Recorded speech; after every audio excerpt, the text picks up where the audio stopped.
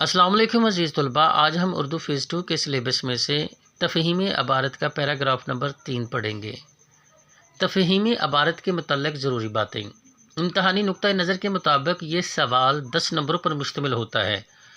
सबसे पहले अबारत को 1 या 2 बार गौर से पढ़िए। अबारत के मफ़हूम और नफ्स मज़मून को समझने की कोशिश करें।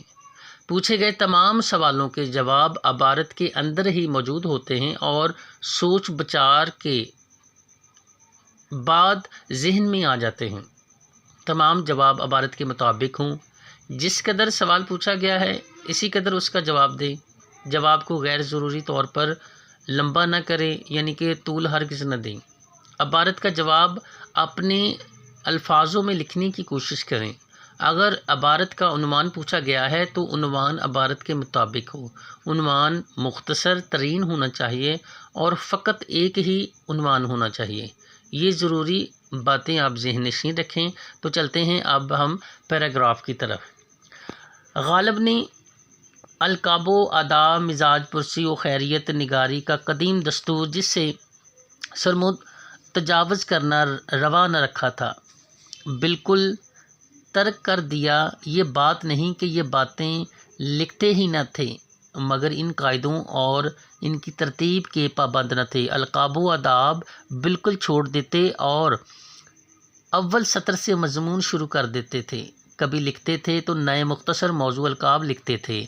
मसलन मियाँ, बरखुरदार, बंदा परवर, महाराज, पीरो मुर्शद, भाई साहब। इससे ज़्यादा लिखा तो मेरी जान के चैन, मियाँ सरफराज हुसैन, मेरे मेहरबान, मेरी जान, मिर्ज़ा तफ्ता सुखनदान। कभी ये सब गायब और ख़त इस तरह से शुरू, साहब तुम क्या चाहते हो, या मार डाला यार तेरी जवाब तलबी नहीं।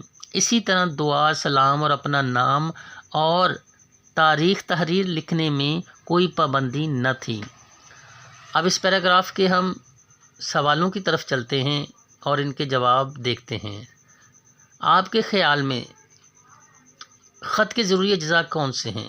तो जवाब इसका बनता है, मेरे ख़्याल में ख़त के ज़रूरी अज्ज़ा दर्ज ज़ेल हैं। मकाम रवानगी व तारीख़, अलकाब व आदाब, ख़त का मज़मून, इख्तिताम मकतूब, मकतूब निगार का नाम, मकतूब अलैह का पता। सवाल नंबर 2 है, आपने मिर्ज़ा गालिब के खतूत पढ़े, उनकी ज़ुबान कैसी है? मेरे ख़्याल में मिर्ज़ा गालिब के खतूत उनको उर्दू नसर में ज़िंदा रखने के लिए काफ़ी है।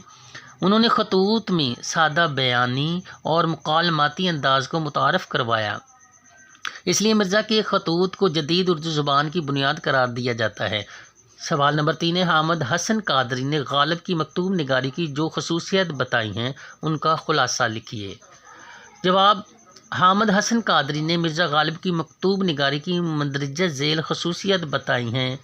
वो ख़त लिखते वक्त तहरीरी अंदाज़ ऐसा अपनाते हैं गोया दो अफराद रूबरू बैठे महवे गुफ्तगू हों। उन्होंने इंशा परदाजी की बजाय सलासत व रवानी को खतूत में जगह दी। ख़त के अंदर मुकालमाती अंदाज़ को दाखिल करके खूबसूरत अंदाज़ अता किया। अगला सवाल नंबर 4 है, कदीम दस्तूर मकतूब निगारी क्या था? कदीम दस्तूर मकतूब निगारी में दर्जैल बातों को ख़ास अहमियत दी जाती थी। अलकाबात नहायत तवील और मुश्किल ज़ुबान में इस्तेमाल होते थे। ख़ास तर्ज़ इसलूब को अपनाकर अपना अदबी दबदबा कायम करने की कोशिश की जाती थी। भारी भरकम कम मुहावरात और ज़रबुल मिसाल का कसरत से इस्तेमाल किया जाता था। सवाल नंबर 5 की तरफ चलते हैं, ख़त क्यों लिखा जाता था? एक दूसरे के हालात से आगाही के लिए ख़त लिखा जाता है, इसलिए इसे आदि मुलाकात भी कहा जाता है।